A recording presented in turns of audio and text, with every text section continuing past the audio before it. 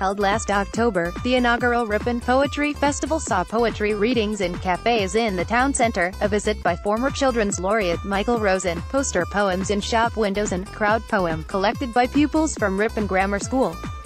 Organized by Ripon poets Andy Croft, McAndrew and Paul Mills, such was its success. Despite being run by volunteers on a shoestring, the second Ripon Poetry Festival will now be held over 4 days in the city from October 11 to 14.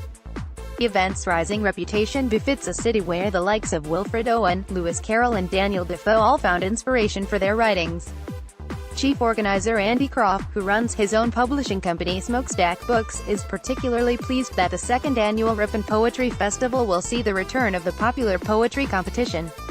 Open to local writers of all ages, the winners will share hundreds of pounds worth of books in prizes and be collected in a new book. The deadline for entries is July 31st and they must be sent in physical form to the festival office at 21 Wellingston Street, Ripon HG4 1PH.